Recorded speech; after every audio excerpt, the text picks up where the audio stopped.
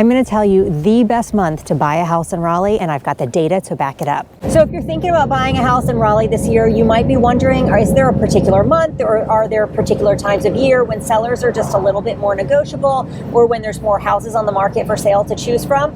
And I'm here to tell you that yes, there absolutely are. In today's video, we're going to look at 4 different data points to try and discover the best month to buy a home in Raleigh. The first thing we're going to look at is we're looking for months that have the lowest sales price to list price ratio. Then we're going to look for the months that have the highest amount of inventory.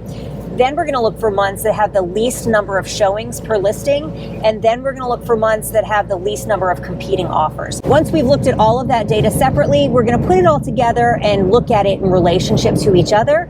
And we're going to try and find the months that have the most inventory with the least amount of competition to discover the best month to buy a home in Raleigh. But before we can do that, we got to go back to the office.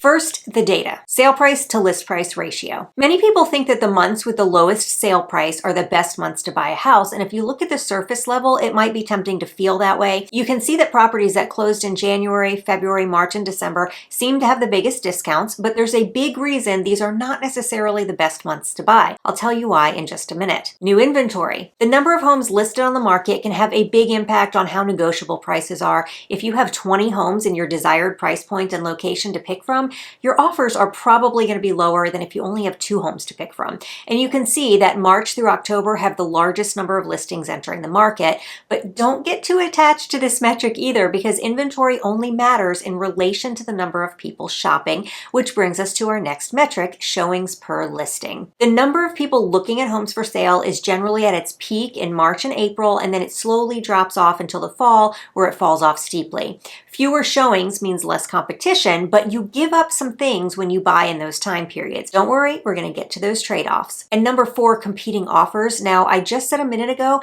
that having more inventory can mean fewer competing offers, but when we look at this graph, it doesn't really look that way. The months with the highest inventory seem to have the highest number of competing offers as well. There's a reason for this, and we're going to discuss it. You can't just look at a single metric. You have to look at all these data points and how they interact with each other, because there's also actually a secret month where all the data points converge to create the absolute best environment for getting a deal on a really nice home. So let's crunch these numbers and figure out which month that is. If you're looking for the absolute lowest sales price, you want to look at the months with the lowest list price to sale price ratio. This is a number between 0 and 100 that shows how much of a discount off the list price the home sold for. So for example, the month with the lowest sale price to list price ratio in 2023 was January, with a 96.6% sale price.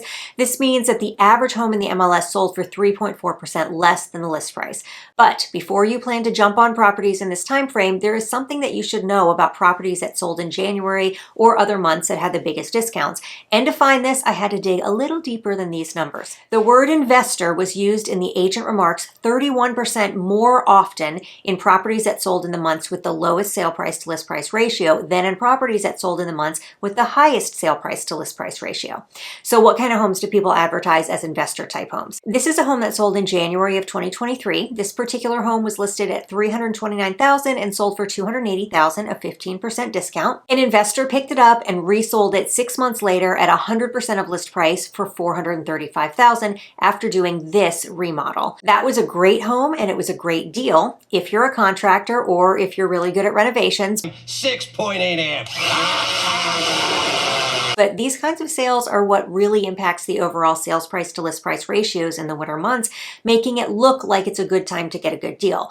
But if you're looking for something move-in ready, winter time is not the best time to get that. The truth is, there aren't a lot of sellers that plan to list their homes in the winter. Usually when people list in the winter, it's more because they need to sell, and people generally haven't spent the time to get their home ready to put it on the market. There really aren't a lot of great move-in ready homes for sale, but they do show up sometimes in the winter. This home sold for 1% above list price in Raleigh's Lakemont neighborhood, which goes to show you that if the home is a really good property, it's well maintained, it's staged nicely, and it's move-in ready, it's not going to sell at a discount even though it's wintertime. If sale price is the most important metric to you and the condition of the house is not as important, maybe you're an investor or you just like putting your own personality into your house with your own remodeling projects. Oh, look at all the wires in there. You have to forgive Tim. His sense of humor is a little off the dry wall. Then wintertime might be the best month for you to make an offer on a home to find those really good rehab deals. While it might seem so on the surface, finding the month with the lowest prices isn't the best criteria to use to find the best month to buy. So now let's look at the highest inventory months. Now, if you're looking for move-in ready homes, you'll want to look at those months where sellers really start listing their homes. In 2023, the month with the highest inventory was June. March, May, and August weren't too bad either. The downside to buying in the months with the most inventory is that multiple offers can be at their highest during this period. In 2023, May and June had the most competing offers. It is true that the more inventory there is, the less competition there is, but there has to be enough supply to meet the demand of the current buyer pool before those multiple offers start to disappear. And in locations like Morrisville and Cary, where there's very limited land to build more homes, there will likely always be competition in that market. But if we look at the months of supply for the Triangle as a whole, we can see that the spring months have the lowest level of inventory in relation to the number of buyers buying. The spring was the strongest sellers market in 2023. So in our current inventory shortage, the best months to buy probably are not going to be in the spring. In a strong buyer's market like we had after the 2008 housing crash, the springtime with the most inventory was definitely the best time to be shopping. In 2011, the peak of the crash, March, April, and May had the highest rate of listings to buyers of the entire year. If we want to know the best month to buy in a housing shortage environment, it's not going to be in the spring. So let's move on to find the ideal month to buy. We're looking for that sweet spot where the showing numbers are down, but the number of listings is still fairly high. So now let's take a look at the number of showings per listing by month, and we're also going to pull in a few other data points at the same time. But before we do that, if you're looking to buy or sell a home in the Triangle, you definitely want to click on my website. It's down in the description right now. You can find all kinds of information about buying a home, about all the different areas in the Triangle. You can find stuff about how to prepare your home for sale if you're looking to list, and you can also find a link to register for my newsletter, which sends all kind of great information every 2 weeks in your inbox about living in the Raleigh area. This is where we start looking at the data as a whole instead of the disparate parts, and we're going to start seeing some really great opportunities to get into the market. Let's look at multiple offers first. Offers that were made in the months of September, October, November, and December had the lowest percentage of multiple offers. Now, for me, this gives me a little tingly feeling in my spine because I would expect the months with the fewest multiple offers and the months with the lowest sales price to match up. But there's an outlier here.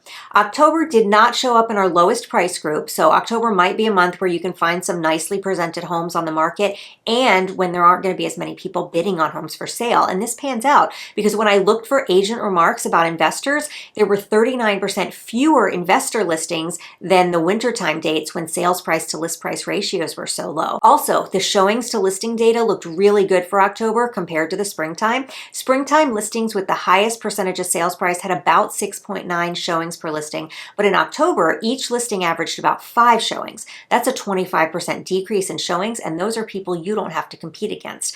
But the number of listings that came on the market in October was only 7% below the average for the springtime months with the highest prices. So you've got some inventory to choose from in October, you've got fewer buyers looking, and you've got fewer people making offers. The month of October is the perfect month to buy a home. All right, you do realize that everybody's going to buy in the month of October now. That's a good point. Okay, before everybody runs out to buy a house in October, I want you to realize something about all of this data. Basically, this is just telling us that October, there's a better probability of finding a house that's a good deal in October compared to other months. But that does not mean that there aren't good deals in other months. We absolutely help people find good deals on the market every single month of the year. If you'd like to schedule a consultation with me, there's a link in the comments. And if you like this video, the YouTube algorithm thinks that you might like this one as well. Click it to find out.